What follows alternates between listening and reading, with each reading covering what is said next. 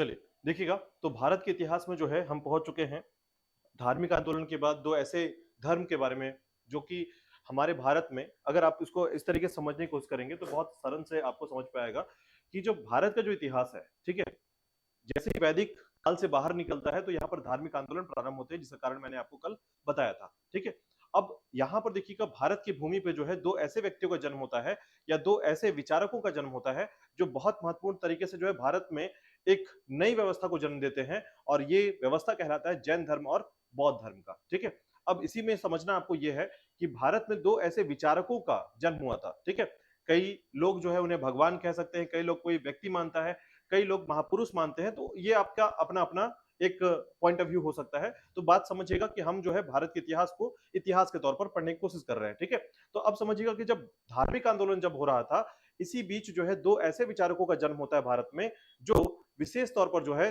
दो नए धर्म या अपने किसी सोच को प्रतिपादित करते हैं, यानी उनकी जो थिंकिंग थी, ठीक है, जो कि वैदिक क्षमता से या वैदिक जो कल्चर है या सभ्यता है या सिविलाइजेशन है, उससे कहीं दूरी बनाता था। ठीक है, इसका मतलब यह है कि जो लोग वैदिक जो सभ्यता है उसका विरोध कर रहे थे, उस विरोध से अगर बचना है तो आपको जैन धर्म या बौद्ध धर्म की तरफ आना पड़ेगा। ठीक है, अब ऐसे ही जो है धीरे धीरे विकास होता है किसका, जैन धर्म का। फिर हम बौद्ध धर्म के बारे में डिस्कस करेंगे। तो समझिएगा कि जहां पर धर्म में कई बातें ऐसी लिखी गई थी जो कि आम जनता के लिए ये चीजें करना या फिर उस धर्म को जो है मानना बहुत ज्यादा पॉसिबल नहीं था, या फिर अक्षमता प्रदर्शित हो रही थी, उसी जगह पर जो है इस इम्पॉसिबल चीजों को दूर करने के लिए जो है उसको पॉसिबिलिटीज में बदलने के लिए जैन धर्म का जन्म होता है। ठीक है, और समझेंगे हम लोग जैन धर्म के बारे में। तो देखिएगा, जैन धर्म के बारे में समझने से पहले आपको उसके पृष्ठभूमि को समझना होगा, उनके बारे में समझना होगा कि एक्चुअल में जैन धर्म और उसका मोटो क्या है। ठीक है, यानी कथिगत अगर हम उस जैन धर्म को समझने की कोशिश करें तो आप तीन बातों को समझिएगा। ठीक है, सबसे पहला जैन शब्द के बारे में समझते देखिएगा।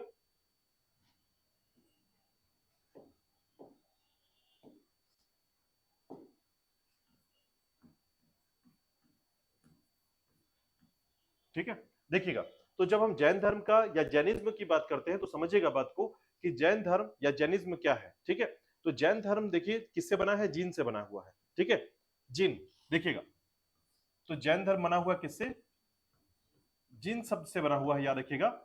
और ये जो जीन शब्द है ना, इसमें जी एक धातु शब्द है। ठीक है, लेकिन जीन शब्द का अर्थ अगर हम देखेंगे तो ये है आपका जीतने वाला। ठीक है, जीन शब्द का अर्थ क्या होता है, जीतने वाला, जो अपने वाणी में, जो अपने शरीर या काया में और अपने मन में जीत हासिल कर ले। ठीक है, यानी हम यह कह सकते हैं कि जो अपने शरीर पे, अपनी वाणी पे, अपनी काया पे या फिर अपने मन को जीत लेता है, उसे हम कहते हैं जीन। ठीक है, तो जीन शब्द से बना हुआ है क्या, आपका जैन। और इसका सबसे बड़ा उद्देश्य याद रखिएगा, जो मनुष्य के अपने आधारिता को, जो अपने आधारिता है उस पर नियंत्रण रखना ही जीन धर्म का या जैन धर्म का सबसे बड़ा आधार रखा गया। ठीक है, अब एक बात समझिएगा यहाँ पर कि जो जैन धर्म है, ठीक है, जो कि जिन शब्द से बना हुआ है, और जिन शब्द जो है उसके जी शब्द का धातु शब्द से बना हुआ, ध्यान रखिएगा। ठीक है, तो देखिए, इस जी का मतलब होता है जीतना। ठीक है, और जब न शब्द जुड़ जाता है तो जीतने वाला। ठीक है, बात समझ में आ रहा है? जैसे विलेज, विलेजर। ठीक है, यानी कि गांव, गांव वाले। ठीक है, तो जैसे वैसे शब्द को समझिएगा कि जब जिन शब्द की बात करते हैं तो जिन शब्द में जो जी शब्द है वो वो धातु शब्द है और इसका अर्थ होता है जीतना। ठीक है, जीतना मतलब एक तरीके से आप नियंत्रण करना कह सकते हैं। ठीक है, जीतने का मतलब यहां पर क्या है, नियंत्रण करना। जैसे कि हम तीन शब्दों को यहां पर शामिल करते हैं, एक है आपका वाणी, दूसरा शब्द है आपका काया, शरीर, और तीसरा शब्द है, याद रखिएगा, मन। इन तीनों में जीत हासिल करने वाला क्या कहलाता है, जैन कहलाता है, याद रखिएगा। ठीक है, तो जो जैन शब्द बना है, याद रखिएगा, सामान्य तौर पर जो है। ठीक है, अब देखिए यहां पर जो है ना, आपको एक बात ध्यान रखना होगा कि यह धर्म एक ऐसा धर्म है जो प्रवर्तक के पीछे पीछे चला है। प्रवर्तक का मतलब, यहां पर इस धर्म के संस्थापकों की बात करेंगे तो उन्हें हम क्या कहते हैं, जैन कहते हैं। ठीक है, और उनके अनुयायी भी होते हैं, याद रखिएगा, जो कि इस धर्म को मानते हैं। ठीक है, तो अब देखिए यहाँ पर दो शब्द आता है, एक जैन शब्द, एक जीन शब्द। तो जीन शब्द याद रखिएगा जिसका अर्थ होता है सीधे से जीतने वाला, ठीक है। और ध्यान रखिएगा कि जो जी शब्द है उसका अर्थ होता है जीतना, ठीक है। तो ये दोनों शब्द जो मिलके बने हैं, याद रखिएगा, जी और न शब्द जो मिलके बने हैं उसका अर्थ हो जाता है जीतने वाला। तो जो अपने शरीर, काया, वाणी, मन, ठीक है, मतलब विभिन्न प्रकार की चीजों में जो है नियंत्रण प्राप्त कर लेता है, उसे हम कहते हैं जैन। तो याद रखिएगा जैन धर्म का सामान्य उद्देश्य जो था वो था कि तीन मुख्य चीजों पर अपना, ठीक है, अस्तित्व बना पाना या फिर नियंत्रण कर पाना, ठीक है। कई बार होता है ना जब गुस्से में हम कुछ भी बोल देते हैं, ठीक है। कई बार ऐसा होता है कि हम जो है, जैसे कई बार आपने सुना होगा कि गुस्से में कुछ बोल देना, ठीक है, पहला चीज। दूसरा, शारीरिक जो घटनाएं हो जाती हैं, ठीक है, जैसे कि हम अपने शरीर पर कंट्रोल नहीं कर पाते हैं, कई बार ऐसा होता है ना। और साथ ही साथ जो है मन पर कंट्रोल नहीं कर पाना, यानी कि नियंत्रण न कर पाना। तो ये सभी जो बिंदु हैं याद रखिएगा सामान्य तौर पर, जो कि जैन धर्म के प्राथमिक जो पृष्ठभूमि है, यहां से शुरुआत होता है जैन धर्म का, ठीक है। तो जैन धर्म के बारे में एक बेसिक चीज याद रखिएगा कि जैन धर्म जो है ये जैनिज्म, ठीक है, जो जैनिज्म शब्द है, ठीक है, इसका मूल रूप जो है ना ये जीन शब्द से बना हुआ है, ठीक है। यानी कि जीन शब्द जो है यह दर्शाता है कि धर्म में, अगर आपको इस धर्म में चलना है तो आपको सबसे पहले क्या करना पड़ेगा, सबसे पहले ये तीन चीजों पर नियंत्रण रखना पड़ेगा, वाणी, काया और मन के ऊपर नियंत्रण करना, ठीक है। देखिए कई बार ऐसा होता है ना कि जैसे व्रत रखना, तो आपको पता होगा कि जैन धर्म में व्रत के बहुत सारे प्रणाली है और अलग अलग प्रकार के जो है रिचुअल है, संस्कार हैं, आस्थाएं हैं, ठीक है। तो उसमें जो व्रत होता है, तो व्रत का आधार जो होता है याद रखिएगा, जैसे हम सामान्य तौर पर क्या करते हैं, सामान्य व्रत में क्या करते हैं, तो आपको दिखेगा वैदिक धर्म को मानने वाले जो लोग हैं, ठीक है, खासकर सनातनी धर्म या ऐसे धर्म जो हिंदू धर्म की बात कर लेते हैं हम लोग, है ना।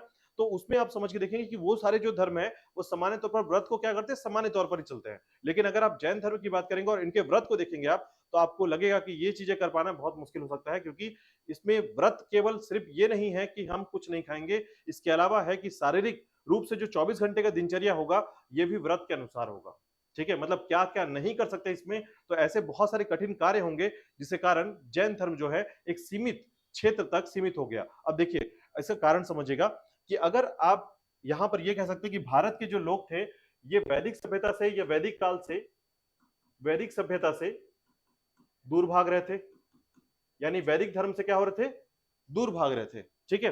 कहां पहुंचे, जैन धर्म के पास। तो जैन धर्म में जब उनको पता चला कि दोनों, यानी जैन धर्म में जो है यह भी यह मानता है कि मोक्ष प्राप्ति ही मुख्य मार्ग है, यानी सबसे ज्यादा जो इंपॉर्टेंट है वो क्या है, मोक्ष की प्राप्ति, ठीक है। तो मोक्ष की प्राप्ति को मानना यहां पर जैन धर्म के लिए सबसे इंपॉर्टेंट चीज हो गया था। लेकिन मोक्ष की प्राप्ति किस स्तर पर, कठिन स्तर पर, याद रखिएगा। मतलब मोक्ष की प्राप्ति के लिए जो है, जैसे देखिए यहां से जब हम निकल कर जैन धर्म में पहुंचते हैं, तो यहां से हमने क्यों निकला था, यहां से निकलने का कारण क्या था, तो ये था आपका कर्म कांड, यज्ञ, बलि, ये सब कारणों से हम यहाँ निकले थे। कठिन हो चुका था पूरा समाज यहाँ से, ठीक है। और जब हम यहाँ पहुंचे तो ये धर्म को, मोक्ष की प्राप्ति का जो मार्ग था इतना कठिन हो चुका था कि हमें यहाँ से भी क्या करना पड़ता है, आगे बढ़ना पड़ जाता है। और हम कहाँ पहुंचते हैं फिर से उसके बाद, बौद्ध धर्म में। और यही कारण है कि हम जो है जैन धर्म और बौद्ध धर्म की स्थिति आप देखेंगे तो आपको दिखेगा कि जैन धर्म में जो प्रतिशत है, हालांकि बौद्ध धर्म की स्थिति तो ये है कि भारत में जन्म लिया इसने, या भारत के क्षेत्र में जन्म लिया, ये धर्म भारत में विस्तृत हुआ और अचानक से भारत से विलुप्त हो गया और बाकी लोगों ने इसे अपना लिया। तो चाइना, ठीक है, श्रीलंका, म्यांमार, ठीक है, जापान, उधर आपको कोरिया की तरफ आपको नजर आएगा। तो देखेंगे आप ऐसा कि यह धर्म जो है भारत में जन्म लिया, लेकिन इसके बावजूद भारत वाले लोगों ने इसे एक्सेप्ट नहीं किया, ठीक है। और अगर आज प्रतिशत की बात करेंगे तो सबसे कम प्रतिशत में आपको बौद्ध धर्म मिलेगा, जैन धर्म 5% लोग मिलेंगे यहाँ पर, ठीक है। तो कारण समझिए कि हमारे यहाँ जो है ना लोग सरलता की तरफ जाते हैं, यानी हमारा जो आदत है वो ये है कि धर्म के साथ साथ हमारे जीवन में क्या हो, सरलता हो, ठीक है। यानी हमें रोक टोक नहीं चाहिए और वही जीवन जो है आपको आगे की तरफ अग्रसर करता है, ठीक है। तो ये हम डिस्कस करने वाले हैं, देखिएगा जैन धर्म के बारे में। तो आप यहाँ पर एक बात समझिएगा कि हमारा जो फ्लो है वो आपको ध्यान देना है कि हम कहां से आए और कैसे आगे बढ़ते चले जा रहे हैं, ठीक है। अब देखिएगा जैन धर्म के बारे में कुछ बेसिक फैक्ट की बात करते हैं, ठीक है। तो ध्यान रखिएगा कि जिन शब्दों जिन शब्द से बना है, मतलब यानी कि जो जैन धर्म है या जैन शब्द है वो किससे बना हुआ है, जिन शब्द से बना हुआ है, उसका अर्थ क्या होता है, जीतने वाला, ठीक है। अब यहां पर एक बात देखिएगा कि ये सारी चीजें जिसने जीत हासिल कर ली उनको क्या कहते हैं हम लोग, जैन कहते हैं, ठीक है। और मुख्य तौर पर याद रखिएगा इनके जो संस्थापक हैं, ठीक है, संस्थापक, तो याद रखिएगा इनमें जो संस्थापक हुआ करते थे, यानी जो जैन है, ध्यान रखिएगा, ठीक है, संस्थापक जैन। अब यहाँ पर दो बातें आती है, ठीक है, पहले संस्थापक का नाम आप देखेंगे तो संस्थापक की बात करेंगे, और दूसरी बात करेंगे हम लोग कि इसमें जो ये जो संस्थापक हैं या ये जो जैन धर्म के प्रति जो है जितने भी इनके जितने भी कर्म हैं, याद रखिएगा, या फिर जितने भी रिचुअल है, संस्कार है, आस्थाएं हैं, इन सब को मानने वाले जो लोग हैं उनको हम कहते हैं तीर्थंकर, ठीक है। तो शब्द याद रखिएगा, तीर्थंकर कौन है? तो आप ऐसा कह सकते हैं कि जैन धर्म में जैन गुरुओं को हम क्या कहते हैं? तीर्थंकर कहते हैं। जैन धर्म में जैन गुरुओं को तीर्थंकर कहा जाता है, और इनके अनुयायियों को क्या कहते हैं? याद रखिएगा, जैन कहते हैं, ठीक है। तो जैन अनुयायी हैं और तीर्थंकर क्या है? याद रखिएगा, जैन गुरु को हम तीर्थंकर कहते हैं, ठीक है। अब संस्थापक के बारे में बात करेंगे तो ध्यान रखिएगा, इसके संस्थापक हैं ऋषभ देव, ठीक है। तो याद रखिएगा, इसमें कुल तीर्थंकरों की संख्या अगर आपको से पूछा जाए तो ध्यान रखिएगा, कुल तीर्थंकरों की संख्या कितनी थी? 24 याद रखिएगा, ठीक है। देखिए, संस्थापक के तौर पर तो हम ऋषभ देव को जानते हैं, याद रखिएगा, ऋषभ देव जो है जैन तीर्थंकर के पहले गुरु हैं, ठीक है, या पहले तीर्थंकर कह सकते हैं। अब इनके बारे में आपको दो तीन बातें मैं आपको समझाऊंगा, लेकिन इससे पहले आपको ध्यान देना होगा कि अगर आपसे पूछा जाता है कि जैन धर्म के या जैन धर्म से संबंधित संस्थापक कौन है, तो ध्यान रखिएगा ऋषभ देव। लेकिन अगर आपसे पूछा जाएगा कि सबसे लोकप्रिय तीर्थंकर कौन है, तो महावीर जैन, ठीक है, याद रखिएगा, महावीर जैन जो है सबसे ज्यादा लोकप्रिय है। यदि आपसे पूछा जाए कि वास्तविक संस्थापक कौन है, तो वास्तविक संस्थापक याद रखिएगा महावीर जैन है वास्तविक संस्थापक। ये संस्थापक है, लेकिन लोकप्रिय संस्थापक या लोकप्रिय तीर्थंकर याद रखिएगा। देखिए मैं समझाता हूं, तीनों शब्द को देखिएगा, ठीक है। तो ये याद रखिएगा, संस्थापक तो आपको समझ में आ गया होगा, ठीक है। आपको ऐसे याद रखना है कि सबसे पहली बार जैन धर्म की शुरुआत किसने की थी, तो याद रखिएगा ऋषभ देव ने, ठीक है। दूसरा याद रखिएगा, वास्तविक संस्थापक, और तीसरा याद रखिएगा लोकप्रिय संस्थापक, ठीक है। और ये दोनों हैं आपके महावीर जैन, याद रखिएगा, ठीक है। तो हम यहां पर आपको तीन बातें ध्यान रखना है कि जब संस्थापक की बात की जाएगी, ठीक है, तो याद रखिएगा यहां पर संस्थापक का शब्द जो है ना, यहां पर यह दर्शाता है कि जैन धर्म की शुरुआत किसने की थी, तो ऋषभ देव ने जैन धर्म की शुरुआत की और तीर्थंकर कहलाया, याद रखिएगा, तीर्थंकर, ठीक है, या फिर दार्शनिक भी आप कह सकते हैं। लेकिन ध्यान रखिएगा, इनको ज्ञान की प्राप्ति हुई और उसके बाद जो है ये अपने ज्ञान को जो है आगे तक जो है फैलाने का काम किए, इसलिए इनको तीर्थंकर कहा जाता है, ठीक है। तीर्थंकर का मतलब होता है, ध्यान रखिएगा, कि दुनिया को समझ पाना, यानी हम दुनिया को समझ पाए, वहां के ज्ञान को समेट पाए और वापस पुनः जो है लोगों में सद्भावना दर्शाते हुए ज्ञान को बांटे, ठीक है। यानी जैसे अगर आपसे पूछा जाए, जैसे हर कोई क्या है आजकल पैसे के पीछे जो है हर कोई पागल है ना। लेकिन जब आपके दिमाग में एक बात आ जाएगी कि पैसा व्यर्थ है, क्योंकि यहां से जब हम जाते हैं तो पैसा लेके नहीं जा सकते, ठीक है। करोड़ों अरबों रुपए हम कमा के बैठ जाएं और उसके बाद जो है हम मृत्यु को जब प्राप्त करते हैं या मृत्यु जब होती है तो उसमें हम कुछ लेके नहीं जाते, तो हमारा जो मन होता है, याद रखिएगा, वो पैसे की तरफ जो व्याकुलता है वो खत्म कर देता है, ठीक है। उसी प्रकार जो है ज्ञान को बांटते हुए जो है मनुष्य की शांति, जैसे कई बार ऐसा हो सकता है ना कि आप ये मैन जब अब देखिए दो चीजें समझिएगा, जिसके पास पैसा नहीं है और जिसके पास बहुत पैसा है, दोनों कैसे स्थिति में होते हैं, ठीक है, दोनों टेंशन में होते हैं। क्यों? बहुत ज्यादा पैसा है, कैसे सेव करेंगे, रात को नींद नहीं आएगी, कहाँ इन्वेस्ट करना है, कैसे करना है, नींद नहीं आएगी। और जिसके पास पैसा नहीं है वो क्या करेगा, है ना। अब हाँ, अब एक बात देखिएगा, जो जीरो पैसे वाला है ना, जो एकदम रोड पे रहता है, उसको कोई टेंशन नहीं है, उसको एकदम टेंशन नहीं है, ठीक है। तो जो पैसे तो है, थोड़ा बहुत पैसा वैसा है जो चल रहा है, कल के बारे में सोच रहा है, वो बहुत टेंशन में रहेगा, ठीक है। और जिसके पास बहुत ज्यादा पैसा, मतलब पैसा एक तरीके से आप ये कह सकते हैं कि मनुष्य के टेंशन का या चिंता का कारण हो सकता है, ठीक है। पैसा होना और ज्यादा होना, ठीक है, याद रखिएगा, ये दोनों स्थिति में जो है, तो इसी प्रकार के ज्ञान की चीजें जो है, जो कि मुख्य तौर पर एक हम ऐसा कह सकते हैं कि ज्ञान सागर के तौर पर जो है ये जैन जो तीर्थंकर हुआ करते थे, ये मनुष्य की शांति का एक आगे, यानी आप ऐसा कह सकते हैं कि इनको जो है कि मनुष्य या आम जनता को जो है ये शांति प्रदान करते थे अपनी बातों के द्वारा, जो है एक तरीके से एक सच्चाई को जो है, जो कि हम व्याकुलता से या किसी दौड़ में, देखिए जनरली क्या होता है कि जब हम कोई काम कर रहे होते हैं तो हम बस आंख बंद करके दौड़ते हैं, जैसे कोई मेडिकल की तैयारी कर रहा है, कोई इंजीनियर बन रहा है, कोई कंपटीशन की तैयारी कर रहा है, सब कुछ कर रहे हैं, क्योंकि हमको सिखाया गया कि आगे जाकर नौकरी पाना जरूरी है और हम जो है पैसे कमाना जरूरी है, वरना जीवन कैसे आगे जिएंगे, ठीक है। लेकिन इसके अलावा हमने कभी भी आस्था, संस्कार और इन सब चीजों से कहीं दूरी बना ली है अपने लिए, है ना। तो ये सारी चीजें जो है ना, ये धर्म यह दर्शाता है कि जो व्यर्थ का काम है उसको छोड़कर आप शांतिपूर्ण अपना जीवन जी सकें। ठीक है, तो ये समझिएगा, पहला आपसे पूछा जाता है कि संस्थापक कौन है, तो ऋषभ देव। ठीक है, अब देखिए इन दोनों का ये महावीर जैन से क्या संबंध है, इसको समझिएगा थोड़ा सा। ठीक है, तो ये याद रखिएगा, ये पहले तीर्थंकर है। अगर आपसे पूछा जाए पहले तीर्थंकर कौन है, तो ऋषभ देव पहले तीर्थंकर है। ठीक है, और अगर आपसे पूछा जाए कि 24वें तीर्थंकर कौन है, ठीक है, 24वें, तो याद रखिएगा महावीर जैन जो है 24वें तीर्थंकर है। ठीक है, 24 क्रम के तीर्थंकर है, याद रखिएगा।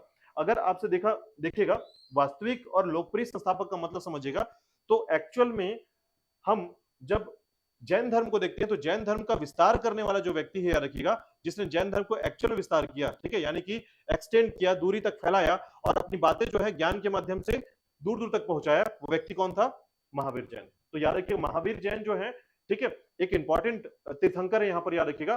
बाकी आपके 23 तीर्थंकर जो है ना, सामान्य तौर पर इस पूरे परंपरा को आगे बढ़ा रहे थे, लेकिन महावीर जैन ने क्या किया, ये पूरी तरीके से जो है सबसे ज्यादा जैन धर्म को फैलाने का काम जो किया वो महावीर जैन ने किया, इसलिए इनको वास्तविक और लोकप्रिय संस्थापक कहा जाता है। ठीक है, तो ध्यान रखिएगा, वास्तविक और लोकप्रिय कहे जाने का कारण केवल क्या है, जैन धर्म को विस्तार करना, सबसे ज्यादा विस्तार जो है किनके समय में हुआ था, महावीर जैन के समय में। ठीक है, और इनका क्रम याद रखिएगा, टोटल 24 तीर्थंकर हुए हैं, पहले तीर्थंकर ऋषभ देव और 24वें तीर्थंकर है महावीर जैन। अब मैं कुछ प्रमुख जो आपके तीर्थंकर उनका नाम बता रहा हूं, और आपको ध्यान रखना है, इनका नाम आपको याद रखना है, इनका क्रम याद रखना है और इनका प्रतीक चिन्ह याद रखना है, साइन। ठीक है, सभी का अपना एक साइन है, याद रखिएगा। ठीक है, कोई सांड है, ठीक है, कोई सांप है, कोई यानी सर्प, ठीक है, स्नेक कह सकते हैं, और उसी प्रकार जो है कोई सिंह है, लॉयन है। ठीक है, तो विभिन्न प्रकार के जानवरों से संबंधित इनके प्रतीक चिन्ह है। ठीक है, तो आपको ध्यान देना है कि इनके प्रतीक चिन्ह क्या है। ठीक है, अब देखिएगा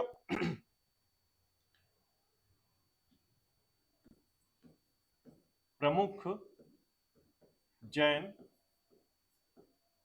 तीर्थंकर। ठीक है, जो जो प्रमुख जैन तीर्थंकर हैं, मेनली कम से कम 10 को याद कर लीजिए कि 10 कौन कौन से हैं। ठीक है, देखिए पूरे 24 को याद नहीं करना पड़ेगा, लेकिन याद रखिएगा पहला, दूसरा, 23वां, 22वां, 16वां। ठीक है, और हाँ, पूरे तीर्थंकरों में एकमात्र महिला तीर्थंकर, ठीक है, तो उनका नाम भी हमको याद रखना है। ठीक है, तो ऐसे करके हमको जो है कम से कम 10 याद रखने की कौन से तीर्थंकर कौन से क्रम के हैं, और साथ ही साथ उनका क्रम कौन सा है और उनका प्रतीक चिन्ह क्या है। ठीक है, चलिए देखिएगा, सबसे पहले नाम लेते हैं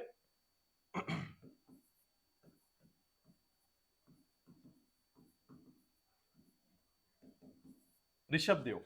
ठीक है, सबसे पहला नाम है ऋषभ देव, और ऋषभ देव के बाद जो है, पहले तो इनका क्रम याद रख लीजिएगा कि इनका जो ऋषभ देव का, ठीक है, देखिए सामान्य तौर पर जब भी क्वेश्चन पूछा जाता है ना, तो सामान्य तौर पर मतलब जब भी क्वेश्चन आएगा तो 3 लोग का नाम सबसे ज्यादा पूछा जाता है, याद रखिएगा। पहला है ऋषभ देव, दूसरा पाशारुनाथ, और तीसरे हैं महावीर जैन। ठीक है, ये 3 के बारे में सबसे ज्यादा क्वेश्चन होता है। ठीक है, लेकिन मैं चाहता हूं कि अगर 10 को पढ़ लिए हम लोग तो कोई बुरी बात नहीं है। ठीक है, तो ध्यान रखिएगा, सबसे पहले ऋषभ देव, और इनका प्रतीक चिन्ह है, याद रखिएगा, सांड। ठीक है, इनका प्रतीक चिन्ह है, याद रखिएगा, साइन है।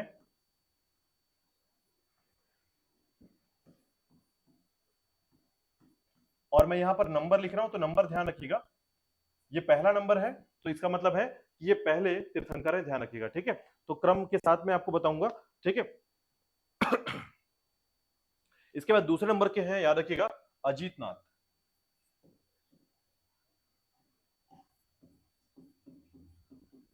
अजीत नाथ दूसरे क्रम के, इनका प्रतीक चिन्ह है हाथी, एलिफेंट। ठीक है, इसके बाद आते हैं तीसरे नंबर पर संभवनाथ।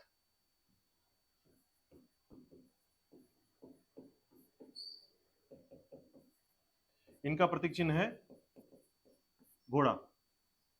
ठीक है, प्रतीक चिन्ह हॉर्स, घोड़ा, याद रखिएगा। इसके बाद देखिएगा संपाशरुनाथ। ठीक है, संपाशरुनाथ, ये 7वें क्रम के हैं, याद रखिएगा, 7वें क्रम पर। ठीक है, और इनका प्रतीक चिन्ह है स्वास्तिक, प्रतीक चिन्ह स्वास्तिक। ठीक है, ये 7वें क्रम के हैं, याद रखिएगा।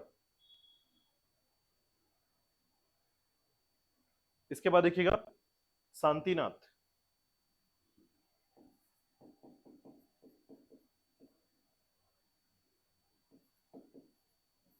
और ये 16वें नंबर के हैं, याद रखिएगा। ठीक है, 16वें क्रम के शांतिनाथ, याद रखिएगा। इनका प्रतीक चिन्ह है हिरण, हिरण, ठीक है। इसके बाद देखिएगा नेमिनाथ,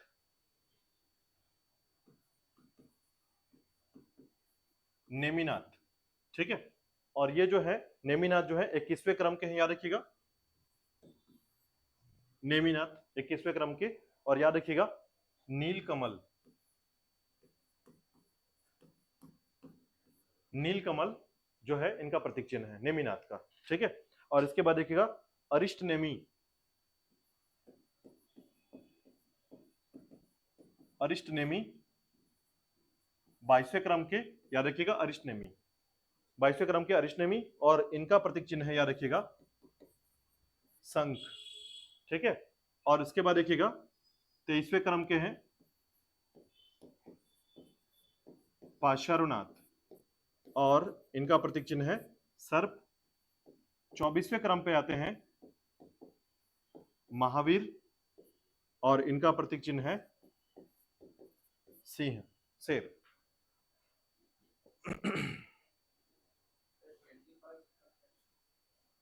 नेमिनाथ नीलकमल, नेमिनाथ नीलकमल, ठीक है।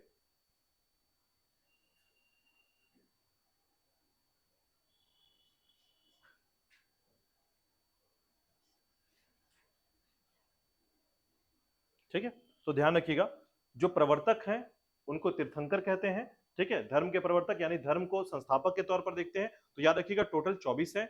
24 में आपको ध्यान रखना है कि इनके क्रम को याद कर लीजिएगा, जो मैंने मुख्य तौर पर 5-10 ही बताया, उससे ज्यादा नहीं बताया, ठीक है। 24 याद करने की जरूरत नहीं पड़ेगी आपको, लेकिन ध्यान रखिएगा पहले कौन है, ऋषभ देव, ठीक है। दूसरे कौन है, अजीतनाथ, ठीक है। और तीसरे कौन है, हाँ संभवनाथ, याद रखिएगा, ठीक है। और उसके बाद 7वें संपार्श्व, ठीक है, संपार्श्व। देखिए पार्श्वनाथ, यहां पर देखिए पार्श्वनाथ, ये संपार्श्वनाथ, ठीक है।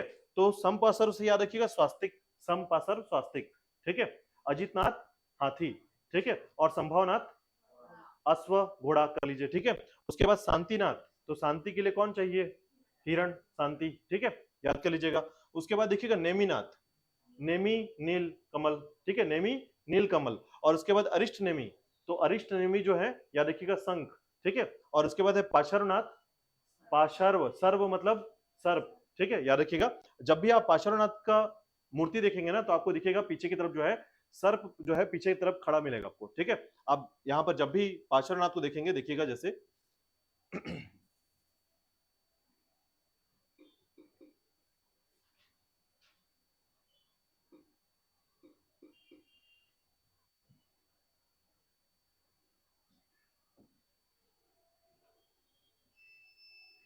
दिख रहे हैं, ये पाशरनाथ है, ठीक है। तो पीछे दिख रहे हैं आपको सर्प दिख रहे हैं, ठीक है।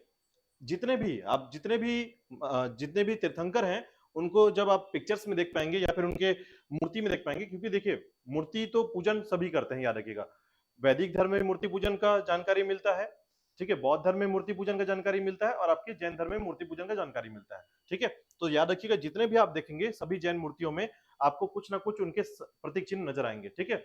चाहे वो हाथी हो, घोड़ा हो, हिरण हो, सर्प हो, शेर हो, सभी प्रकार के। तो ध्यान रखिएगा पार्श्वनाथ के लिए क्या है, सर्प है, याद रखिएगा, ठीक है। और जब आप देखेंगे कि समपाशर को देखेंगे, ठीक है, तो समपाशर को देखेंगे तो स्वास्तिक दिखेगा आपको हमेशा, ठीक है। तो ये थोड़ा सा ध्यान रखिएगा इसमें,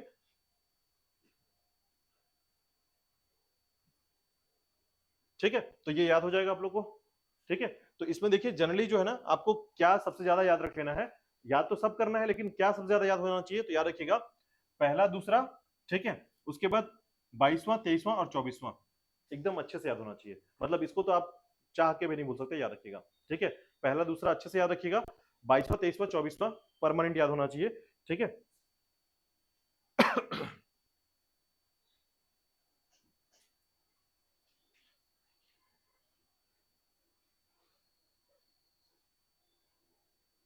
ठीक है। तो अगर आपसे पूछा जाता है, ध्यान रखिएगा, एक क्वेश्चन है जैसे कि जिन का मतलब जीतने वाला, ठीक है, जिन का मतलब क्या है, जीतने वाला। तो किस किस चीजों पर नियंत्रण होना अनिवार्य है, वाणी पर, काया, मन, ठीक है। ये तीनों चीजें याद रखिएगा। ठीक है, शरीर और मन और वाणी, याद रखिएगा। ठीक है, इन तीनों पर नियंत्रण होना, यानी उनको जीतना जो है अनिवार्य है, तभी आप जिन कहलाएंगे। यानी जिन का मतलब जीतने वाला, और ये तीन चीजें जो है सामान्य तौर पर जीतने योग्य है। ठीक है, चलिए आगे देखिएगा। इसके बाद तो सबसे पहले देखिएगा, इसमें जो है मैं दो बातें आपको डिस्कस करूंगा। एक जो है ऋषभ देव के बारे में थोड़ा, या ऋषभ तीर्थ के बारे में थोड़ा सा, और उसके बाद 24वें तीर्थंकर महावीर जैन के बारे में पूरा। ठीक है, तो ये दो तीर्थंकरों के बारे में बहुत अच्छे से आपको पढ़ना होता है। ठीक है, चलिए देखिएगा, थोड़ा मैं पार्श्वनाथ के बारे में बताऊंगा आपको, ताकि आपको थोड़ा सा याद रहे इसमें। ठीक है,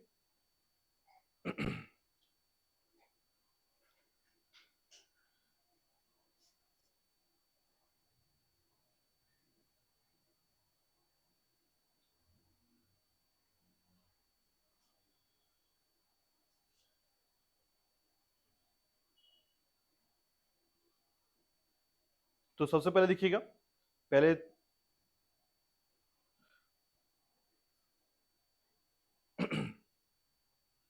सबसे पहले थोड़ा सा मैं पार्श्वनाथ के बारे में बता रहा हूँ। देखिएगा पार्श्वनाथ के बारे में,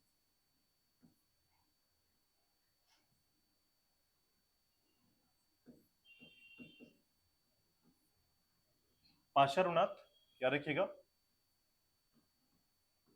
23वें जैन तीर्थंकर। ठीक है, पार्श्वनाथ 23वें जैन तीर्थंकर, इनके बारे में तीन बातें ध्यान रखिएगा, सबसे ज्यादा इंपॉर्टेंट है जो कि तीन बातें। ठीक है, पहला, इनका जन्म कहाँ हुआ था। ठीक है, तो इनका जन्म याद रखिएगा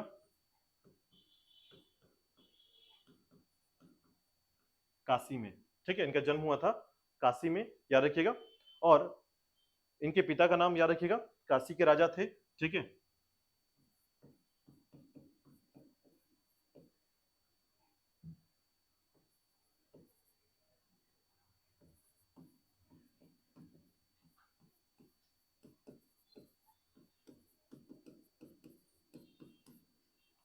काशी के राजा अश्वसेन।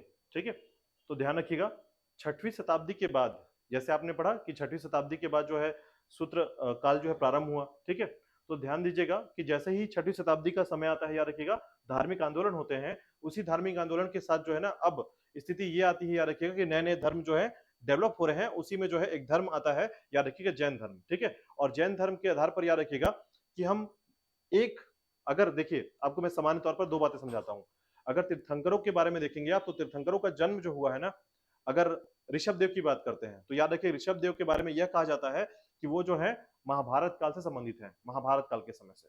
ठीक है, तो अगर किसी से पूछा जाए कि कौन कौन व्यक्ति हैं जिन्होंने महाभारत का युद्ध देखा था या किसके समय में हुआ था ये, तो याद रखिएगा ऋषभ तीर्थ जो है इस समय में थे जब महाभारत काल का पूरी कहानी के बारे में डिस्कस किया जाता है। ठीक है, अब उसी के संबंध में याद रखिएगा, जब आगे आप बढ़ेंगे धीरे धीरे, ठीक है, तो एक तीर्थंकर से दूसरे तीर्थंकर के बीच की दूरी कितनी है, यानी एक का जन्म हुआ तो दूसरे के बीच में उसकी मृत्यु के बाद जो है, एक तीर्थंकर की मृत्यु के बाद कब, कितने वर्ष के बाद जो है नया तीर्थंकर जन्म लेता था, याद रखिएगा। तो आपको पता चलेगा 100 साल, कभी 150 साल, कभी 400 साल, इतनी दूरी है। ठीक है, तो समझिए 24 तीर्थंकरों का क्रम अगर आप देखेंगे तो कितना लंबा समय बीतने वाला है इसमें। ठीक है, इसलिए जो है बीच में आपको बहुत सारे समय मिलेगा, और कई कई बार तो ऐसा होता था कि 50 सालों में भी दूसरा तीर्थंकर जन्म ले लेता था। ठीक है, तो याद रखिएगा ये काफी दूरी जो है। और हाँ, इसके बाद देखिएगा 24 तीर्थंकर के बाद 25वें क्यों नहीं हुए, तो याद रखिएगा जैन धर्मों में तीर्थंकरों को मानना, ठीक है, समाप्त कर दिया गया, और यह मान लिया गया कि जैन तीर्थंकर में महावीर जैन जो है अंतिम तीर्थंकर रहे हैं। ठीक है, उसके बाद तीर्थंकरों को जो है नहीं माना गया, और उसके बाद जो है हम जैन संस्थापकों की पूजा करते हैं और उनके लिए जो है आराधना या फिर उनसे आस्था लगा के रखते हैं। ठीक है, तो ये कारण है, याद रखिएगा सिर्फ 24 तीर्थंकर हुए हैं और 24 के बाद 25वां नहीं हुआ है। ठीक है, तो देखिएगा, सोचिए पार्श्वनाथ जो है इनका जन्म काशी में हुआ, और इनके पिता जो है काशी के राजा थे। अब इनके पुत्र जो है अपना सारा कुछ त्याग करके निकल पड़े हैं, सोचिए। ठीक है, तो ज्ञान की प्राप्ति हुई, और ज्ञान की प्राप्ति के बाद जब पता चलता है इनको कि ज्ञान क्या है, तो इन्होंने अपना सारा कुछ त्याग दिया। ठीक है, तो ये इस तरीके से जो है, आज अगर आपसे बोल दिया जाए कि अपना पैसा छोड़ दीजिए, ठीक है, बोल दिया जाए कि हाँ ये सारा चीज घर द्वार सब छोड़ दीजिए, ठीक है, तो ये चीजें सोच के देखिए कि अब जितने भी आप यहाँ पर धर्म के अवलंबी लोग को देखेंगे, धर्मावलंबी लोग को देखेंगे, तो आपको पता चलेगा कम उम्र में इन्होंने घर का त्याग किया, या किसी न किसी कारण से जो है घर का मतलब पूरा का पूरा जो गृह है उसका त्याग कर दिया। ठीक है, तो यही दो तीन चीजें आपको समझना है और अपने दिमाग में बैठाना है। ठीक है, इसको भारतीय इतिहास के तौर पर अगर सोच के देखेंगे, ठीक है, तो देखिएगा इनको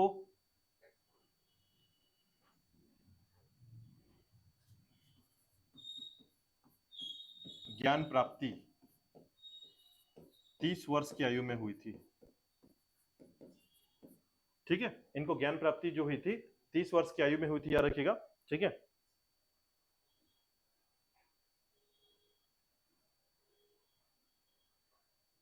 और याद रखिएगा कहां पर हुआ था स्थान? सम्मेद पर्वत। ठीक है, आपको पता होगा एक पहाड़ जो झारखंड में है, याद रखिएगा, पारसनाथ की पहाड़ी सुना है आप लोगों ने? ये झारखंड में है, याद रखिएगा। इसी को कहा जाता है सम्मेद शिखर। ठीक है, तो सम्मेद शिखर के लिए क्रम याद रखिएगा थोड़ा सा। सम्मेद शिखर झारखंड में, याद रखिएगा, पारसनाथ की पहाड़ी। ठीक है, इनके माता का नाम याद रखिएगा,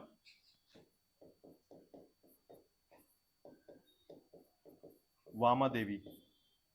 ठीक है, वामा देवी इनके माता का नाम, पार्श्वनाथ के माता का नाम। ठीक है, और जो है याद रखिएगा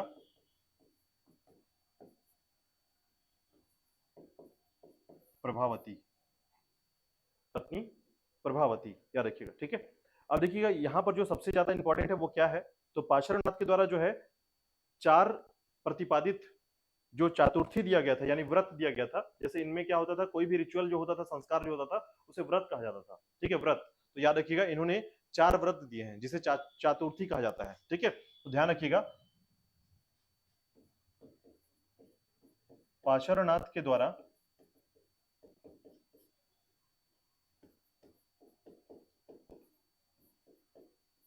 प्रतिपादित व्रत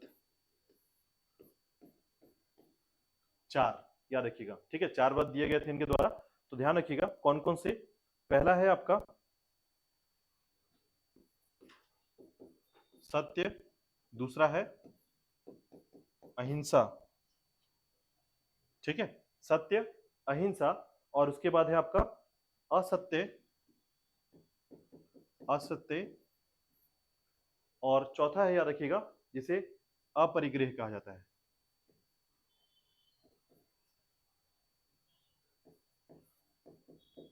अपरिग्रह। तो ये 4 व्रत दिया गया था, याद रखिएगा, सत्य, अहिंसा, असत्य और अपरिग्रह। ठीक है, तो ये थोड़ा सा याद रखिएगा 4 क्योंकि 5वां कौन देगा? महावीर जैन, याद रखिएगा। फिर उसके बाद जैन धर्म में 5 व्रत हो जाएंगे, याद रखिएगा। 4 व्रत किसने दिया है? पार्श्वनाथ ने। 5वां व्रत कौन देता है? तो याद रखिएगा महावीर जो तीर्थंकर बन कराएंगे, याद रखिएगा इसमें, तो फिर वो 5वां व्रत देते हैं। ठीक है, और इसको हमें याद रखना है। ठीक है, अब यहां पर एक बात देखिएगा, इसके बाद जो है हम महावीर जैन के बारे में पढ़ेंगे, थोड़ा सा समझिएगा। ठीक है, अब इसमें क्या क्या चीजें शामिल होती हैं, याद रखिएगा। ठीक है, तो जैसे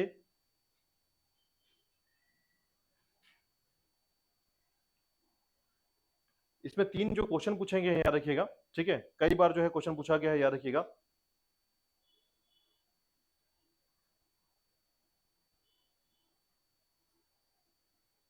एक क्वेश्चन पूछा गया था कि मुक्ति के लिए कितने मार्ग बताए गए हैं। ठीक है, यानी मोक्ष प्राप्ति के लिए है जैन धर्म में कितने मार्ग बताए गए हैं, तो याद रखिएगा 3 रत्न दिए गए हैं। ठीक है, तो बौद्ध धर्म में भी 3 रत्न है और जैन धर्म में भी 3 रत्न है। ठीक है, ध्यान रखिएगा। बस इसमें आपको ध्यान रखना है कि इनके 3 रत्न का नाम क्या है और वहां पर 3 रत्न का नाम क्या है। ठीक है, क्योंकि एग्जाम में जो है ना बहुत बार पूछा गया है, और इससे जुड़े हुए 4 क्वेश्चन बहुत इंपॉर्टेंट, याद रखिएगा। एक है अड़ु व्रत, क्या होता है? ठीक है, अड़ु व्रत शब्द पूछा गया था, इसमें महावीर जैन से संबंधित है, याद रखिएगा। दूसरा पूछा गया था रहस्यवाद, और तीसरा पूछा गया था अनेकावाद। ठीक है, तो रहस्यवाद जैसे कि हम क्या क्या छिपा होता है, तो याद रखिएगा बहुत सारे ऐसे, इस धर्म में बहुत सारी ऐसी बातें हैं जो अपरिहार्य रूप से हैं। ठीक है, तो इसके लिए हमको एक एक करके चीजों को समझना होगा। चलिए देखेंगे महावीर जैन के बारे में, देखिएगा। ठीक है,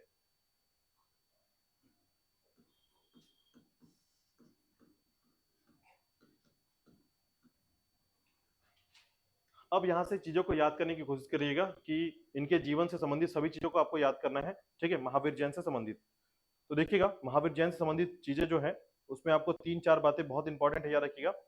एक एक करके सारे क्रम को याद करेंगे। ठीक है, पहले तो देखिएगा इनके बचपन का नाम क्या था?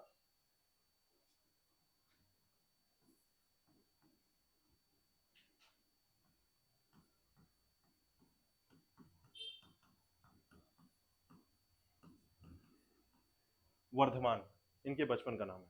ठीक है, याद रखिएगा। अब देखिएगा इनके प्रमुख नाम कौन कौन से हैं, यानी कौन कौन से नाम इनको दिए गए हैं और भी, ठीक है। तो ध्यान रखिएगा इनके प्रमुख नाम हैं या अन्य नाम।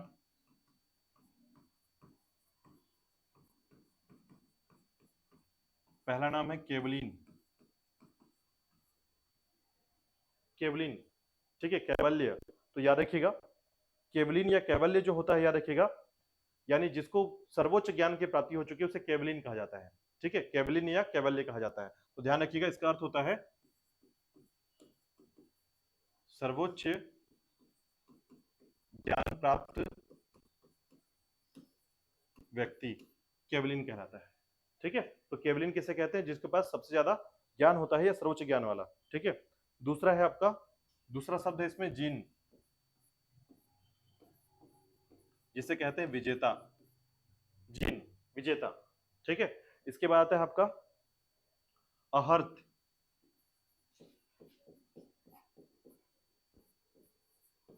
पूज्य, ठीक है, अहर्त मतलब पूज्य, याद रखिएगा। इसके अलावा जो है निर्ग्रंथ, निर्ग्रंथ बंधन रहित, निर्ग्रंथ, हाँ, अहर्त, अहर्त, ठीक है, पूज्य, निर्ग्रंथ, बंधन रहित, ठीक है, बंधन रहित। और उसके बाद है जितेंद्रिय,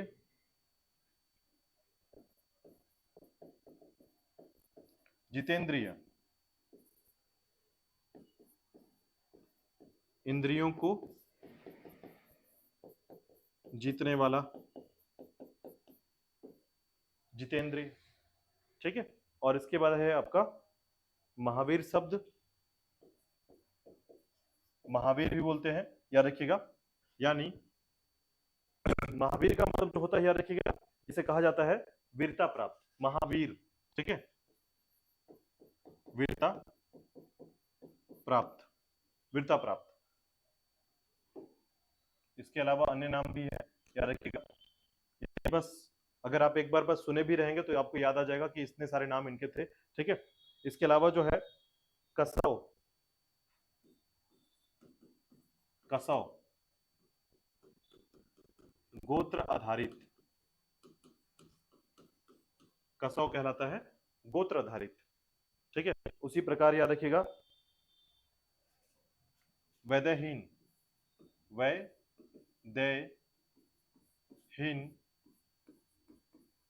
राज्य आधारित, वैदहीन, ये सभी इनके नाम है, याद रखिएगा, ठीक है। चलिए देखिएगा इनका जन्म जो हुआ था, याद रखिएगा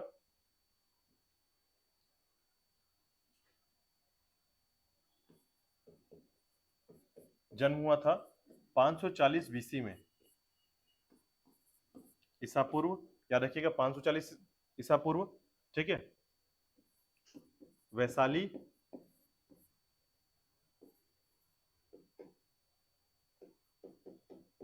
कुंडलग्राम क्षेत्र, ठीक है, वैशाली के कुंडलग्राम क्षेत्र में जो है इनका जन्म हुआ था, याद रखिएगा।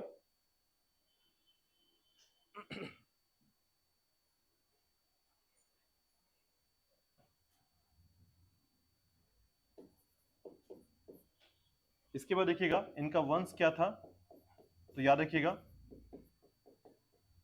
क्षत्रिय वर्ण के, ठीक है, क्षत्रिय वर्ण के थे। और याद रखिएगा क्षत्रिय वर्ण के साथ साथ जो है इनका कुल था ज्ञात्रिक कुल, ज्ञात्रिक कुल, क्षत्रिय वर्ण से ज्ञात्रिक कुल के, याद रखिएगा, ठीक है। अब देखिएगा इनके पिता जो है उनका नाम था, याद रखिएगा सिद्धार्थ, ठीक है,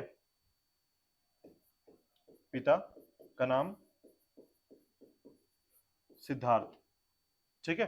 तो पिता का नाम था सिद्धार्थ, याद रखिएगा, जो कि कुंडग्राम के जो है प्रजातांत्रिक नायक थे, ठीक है। क्योंकि ये जो वैशाली है, याद रखिएगा, एक प्रजातंत्र था।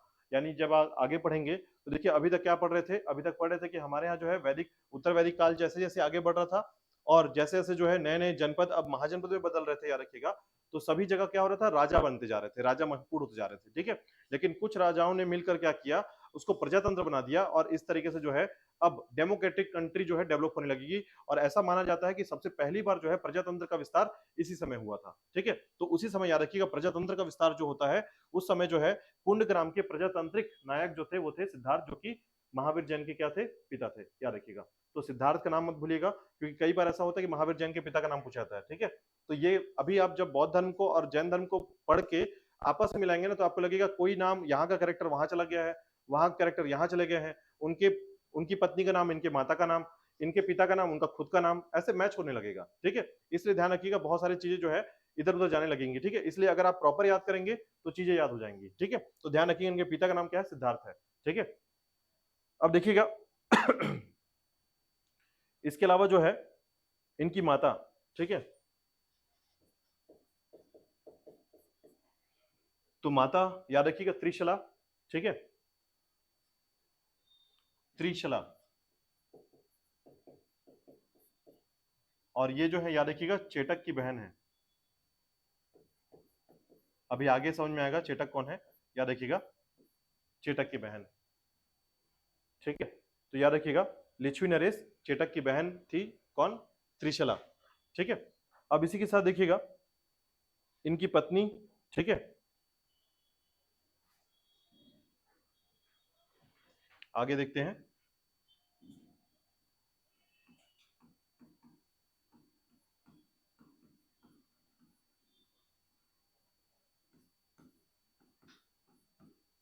पत्नी, ठीक है, और पुत्री, पत्नी और पुत्री, तो याद रखिएगा पुत्री जो है अनुज्या या प्रियदर्शनी कहलाती हैं, और वहीं पत्नी की बात करें तो याद रखिएगा यशोदा।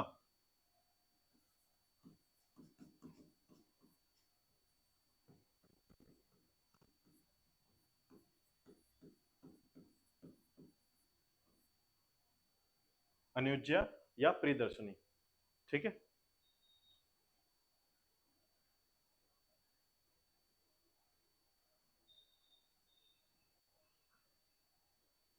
ठीक है, इसके बाद देखिएगा घर का त्याग किया इन्होंने, गृह त्याग किया था 30 वर्ष की आयु में। ये एक बार एग्जाम में पूछा गया था, याद रखिएगा।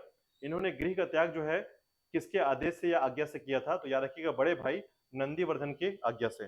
ठीक है, तो ये जरूर याद रखिएगा कि 30 वर्ष की अवस्था में जो है बड़े भाई के नंदीवर्धन की आज्ञा से।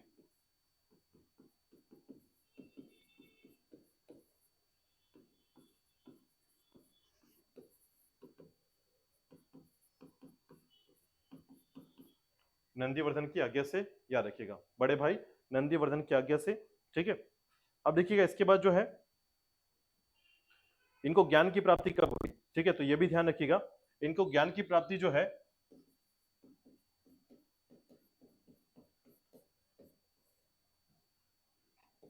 12 वर्ष के कठोर तप के बाद।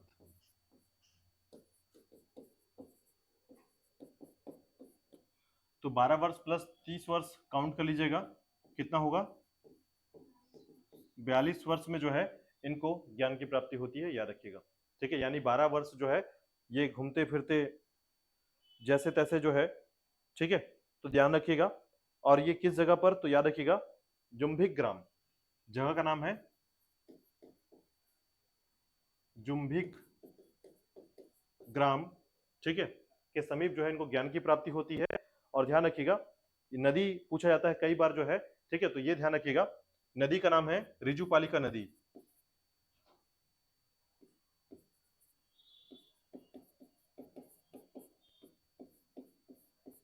रिजुपालिका नदी के किनारे, और वृक्ष कौन सा था, तो साल वृक्ष, याद रखिएगा साल वृक्ष के नीचे जो है इनको ज्ञान की प्राप्ति होती है।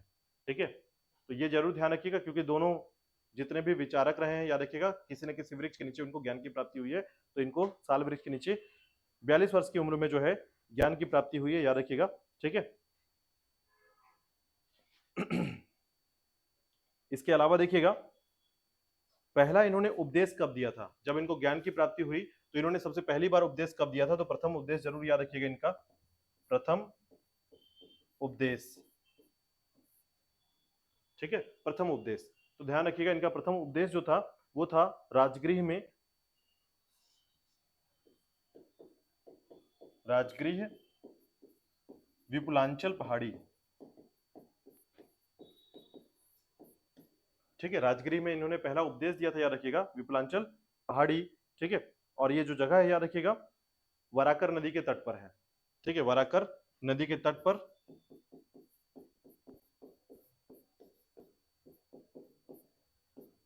पर है, याद रखिए राजगृह विपुलांचल पहाड़ी क्षेत्र। ठीक है, इनके पहले शिष्य को पूछा जाता है, याद रखिएगा प्रथम शिष्य कौन था, तो जमाली इनका पहला शिष्य था, याद रखिएगा, जो कि इनका क्या था, दामाद भी था। ठीक है, इनका दामाद ही इनका पहला शिष्य था, जमाली, याद रखिएगा। ठीक है, अब इनकी मृत्यु कब होती है, तो ध्यान रखिएगा निर्वाण या मृत्यु।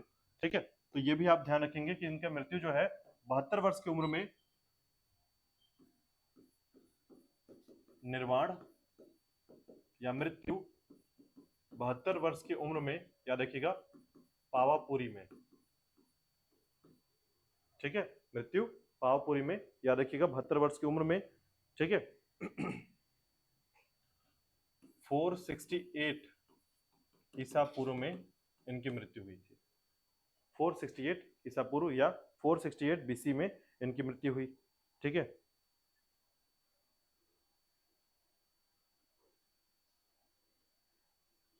ठीक है, तो इतना याद करना है अपने को।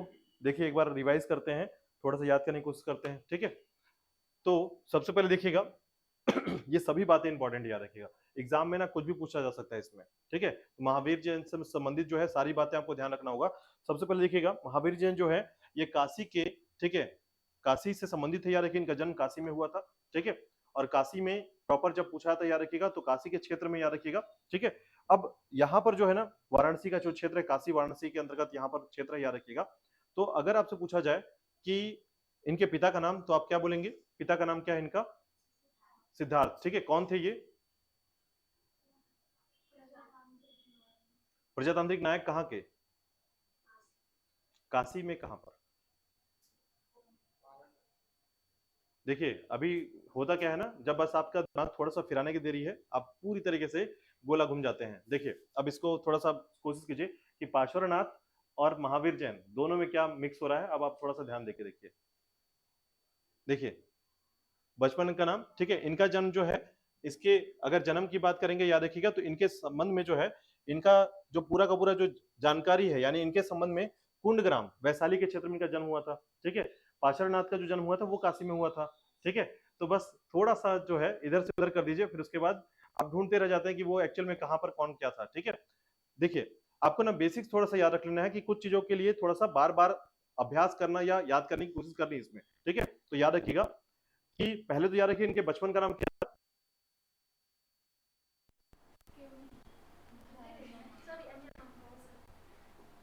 वर्धमान। ठीक है, वर्धमान जो है इनके बचपन का नाम था। ठीक है, ये रटना पड़ेगा, बिना रटे तो नहीं हो सकता, ध्यान रखिएगा। ठीक है, तो वर्धमान जो है इनके बचपन का नाम था। ठीक है, तो इनका जन्म कहाँ हुआ था, वैशाली के कुंडग्राम में, कुंडग्राम याद रखिएगा। और कुंडग्राम के प्रजातांत्रिक नायक थे कौन, सिद्धार्थ। ठीक है, तो याद रखिएगा माता का नाम क्या है,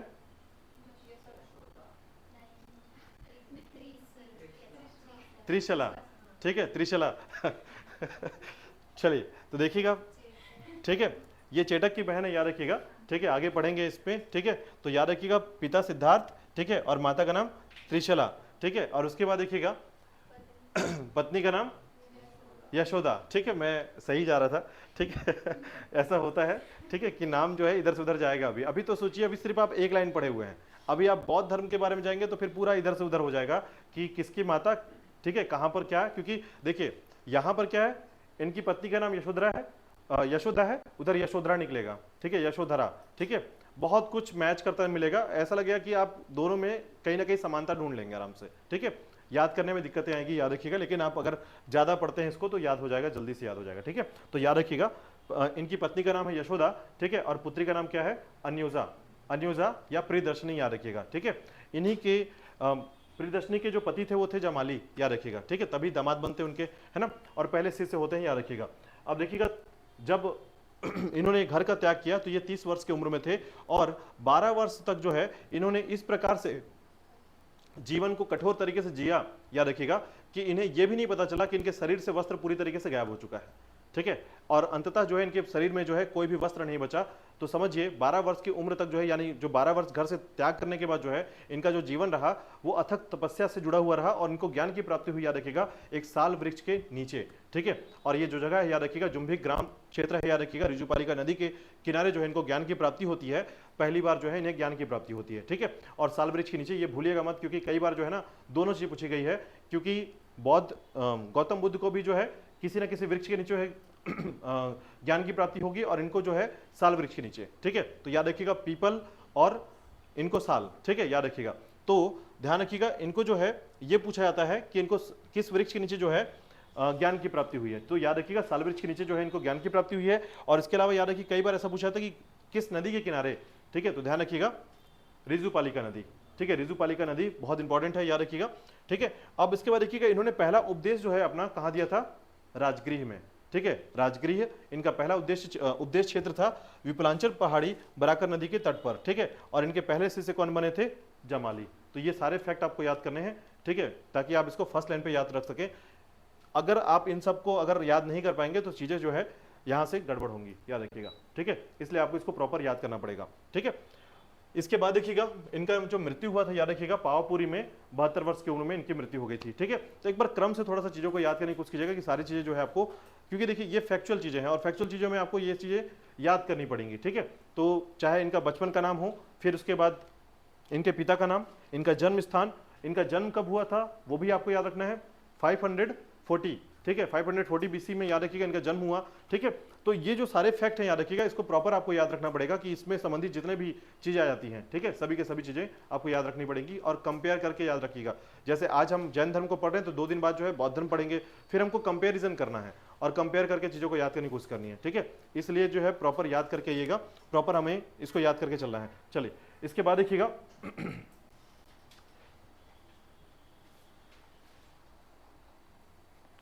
अब देखिएगा यहां पर जो सबसे महत्वपूर्ण चीज आती है उसके बारे में थोड़ा सा हम बात करते हैं, देखिएगा, ठीक है।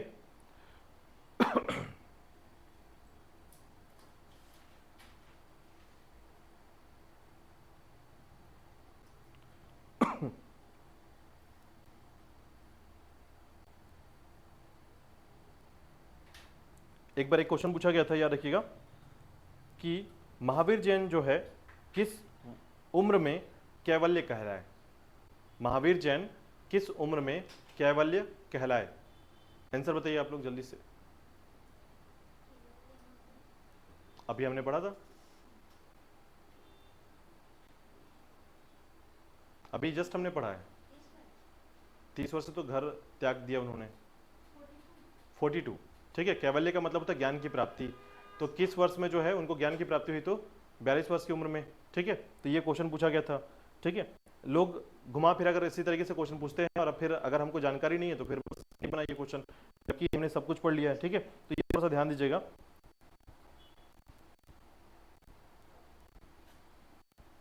और एक बार एक क्वेश्चन पूछा गया था, याद रखिएगा, कि महावीर जैन जो है किस वंश से संबंधित है, किस वंश या किस कुल से हैं, ठीक है। तो ये भी आपको ध्यान रखना पड़ेगा, क्षत्रिय नहीं, याद रखिएगा। उसके बाद क्या लिखा गया है,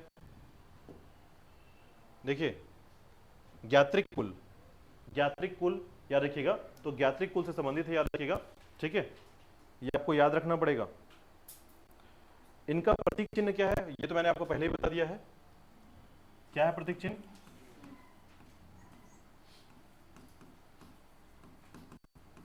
सिंह, भूलिएगा मत, ठीक है। प्रतीक चिन्ह पूछा जाता है, याद रखिएगा।